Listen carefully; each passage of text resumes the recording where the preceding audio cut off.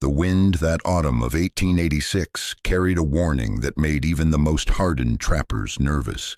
In the Wind River range of Wyoming, nature was screaming that something terrible was coming. The signs were everywhere. Beaver dragged branches 3 times longer than normal to their lodges. Birds fled south weeks early. Horses grew coats so thick you could barely see skin beneath the fur. Even the grizzlies retreated to their dens, abandoning berry patches still heavy with fruit. The old-timers recognized these omens. They'd seen hard winters before. But this felt different. This felt biblical. While other trappers packed their gear and headed for the safety of Fort Laramie and Warm Valley cabins, one man was staying, and what Thomas Brennan was building made everyone question his sanity. At 8,200 feet elevation, inside a limestone alcove above Sweetwater Creek, Brennan was constructing something that looked insane, a massive stone wall sealing off a cave entrance, as if building his own tomb. "You're going to freeze to death in that cave," Jacob Walsh told him in late October, watching from his horse. "Come down to the Powder River with us. Winter in a proper cabin." Brennan didn't look up from the stone he was shaping. "This is proper enough for me." Walsh shook his head and rode off, convinced he'd just witnessed a man preparing to die. But Brennan wasn't most men. At 47 years old, weathered as old leather with gray streaking his dark beard, he'd spent 25 years learning how to read the mountains. More importantly, December and 1878 had taught him about cold in a way that changed everything. Caught at 11,000 feet when a blizzard hit, his canvas lean-to had offered no protection. His exposed fire died after midnight. By morning, 3 toes on his left foot had frozen solid, white as marble, hard as stone.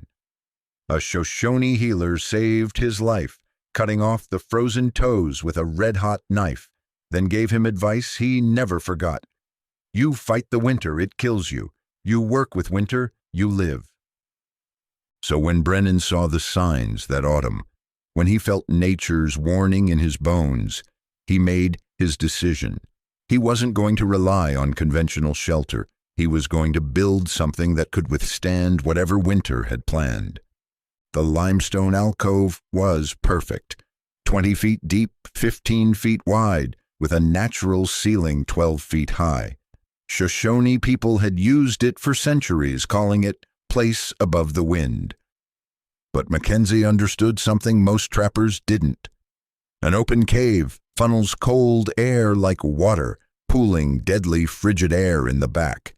His solution seemed crazy: build a wall to close it off.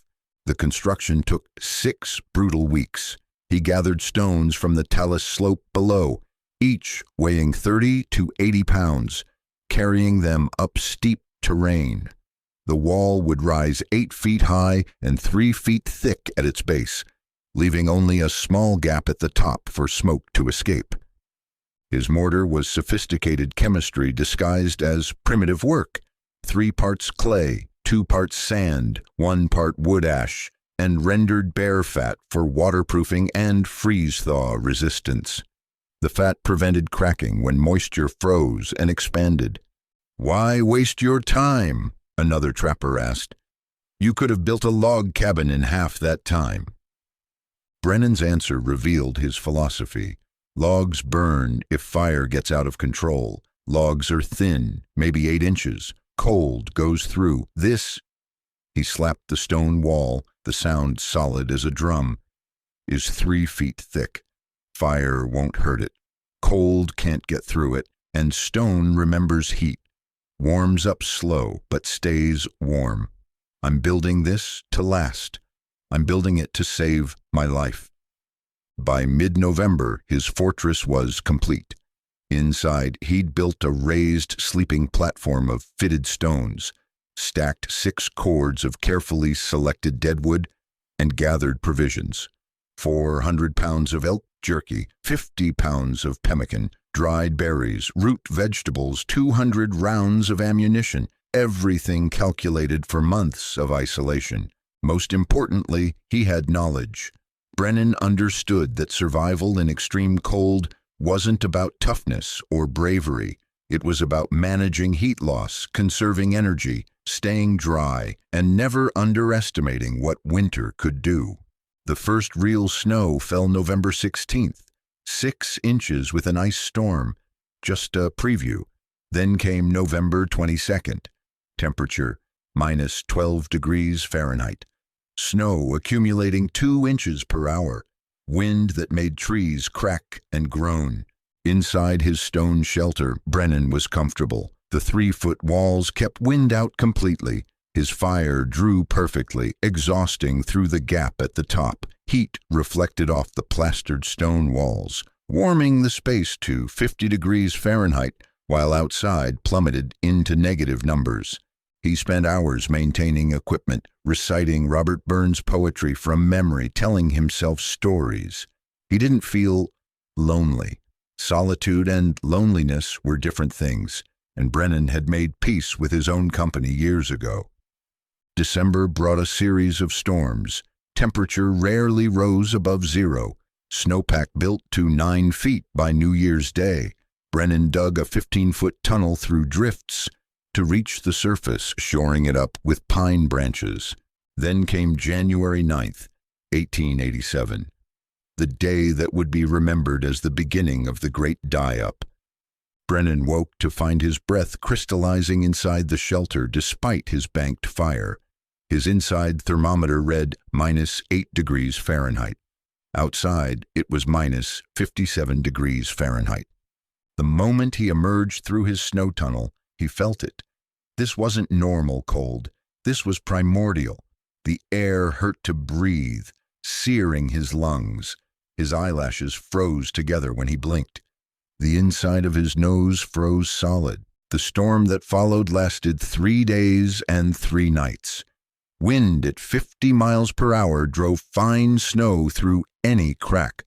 Brennan burned through 2 cords of wood, a month's supply, in 72 hours. The temperature inside his shelter never rose above minus 12 degrees Fahrenheit, but the shelter held. That massive stone wall never budged. Wind that would have torn apart a log cabin couldn't penetrate the mortared stone. A brief, warm spell on January 20th, a balmy minus 10 degrees Fahrenheit, allowed him to dig out and gather more wood.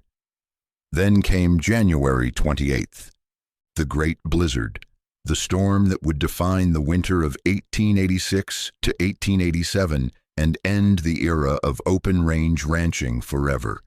Temperature dropped to minus 63 degrees Fahrenheit in parts of Montana. In Brennan's location, he estimated minus 75 degrees Fahrenheit with wind chill. The wind gusted to 70 miles per hour or more. Anyone caught outside would be dead in 3 minutes. Anyone in an inadequate shelter would be dead in an hour. The storm lasted 7 days without pause. Brennan lived in his 12 by 10-foot space, unable to dig out, his only connection to the outside world, the sound of the wind's continuous roar and his thermometer readings. Inside, temperatures dropped to minus 22 degrees Fahrenheit, the coldest his shelter had ever been. He calculated later that inside his shelter, with his fire going, the temperature was approximately 85 degrees warmer than outside. That differential was the difference between life and death. 85 degrees of protection, provided by 3 feet of stone and 6 weeks of labor that other trappers had called crazy. When Brennan finally emerged on February 4th, the world was unrecognizable. Snow 18 feet deep, trees buried to their top branches. He found his first casualty 2 miles downstream, a bull elk frozen standing, its body perfectly preserved, ribs showing starkly through the hide, dead of starvation. Over the following weeks, he found more: elk, deer, mountain sheep, even a grizzly that had emerged too early from hibernation. He found the remains of a trapper's cabin 5 miles away, roof collapsed under snow load. The trapper's body was never found. The winter of 1886 to 1887 destroyed the cattle industry. Ranchers lost 90% of their herds, 362,000 head in Montana alone. 3 trappers who'd wintered at 7,000 feet in standard log cabins froze to death when their cabins burned. 2 who survived in a dugout at 6,500 feet. 1 lost both feet to frostbite. But Thomas Brennan, at 8,200 feet in his crazy stone cave, survived. When he made his way to Fort Laramie in late April, the traders couldn't believe he was alive. "How'd you do it? You were higher than where those boys in the cabins died." Most nodded politely when he explained, but he could see they didn't really understand. They thought he'd just gotten lucky, but the old-timers got it. One French-Canadian trapper examined Brennan's description carefully. "The mass," he said finally. "That's the secret. Stone 3 feet thick. Stone is forever. Stone remembers the warmth. This is wisdom." Brennan returned to his shelter that summer and trapped there for 3 more winters. At 50, accumulated injuries finally convinced him to retire to lower elevations.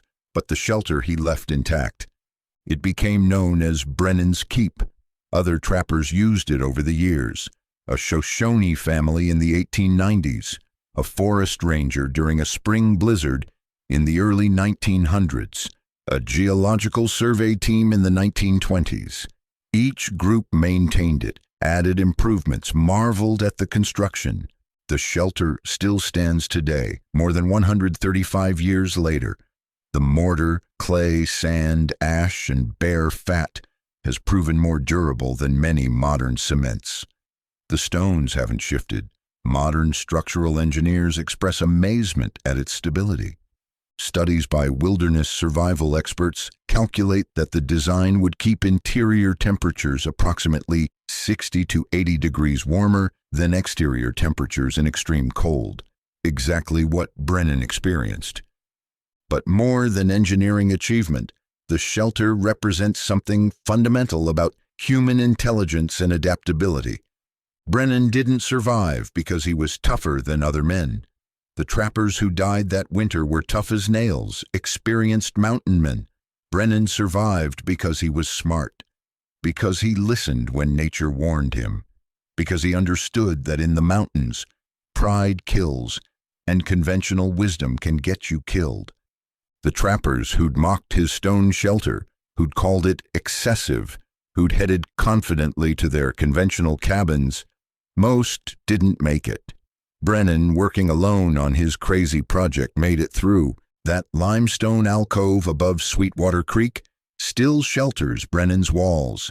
The ceiling that protected him through minus 60 degrees Fahrenheit cold still arches overhead. The spring that provided water still flows from deep within the mountain where it never freezes. And the stones, mortared together with such care in autumn 1886, still stand 3 feet thick, solid as the mountain itself, ready to protect another life should the need arise, because winters like 1886 to 1887 can come again. The mountains remain the mountains. They don't care about human convenience or confidence. They test us. They force us to be smarter, better, more prepared. And sometimes if we're paying attention, if we're willing to do the work others call crazy, if we're ready to trust observation over convention, we survive. Brennan's stone shelter stands as proof. Not crazy at all. Not excessive.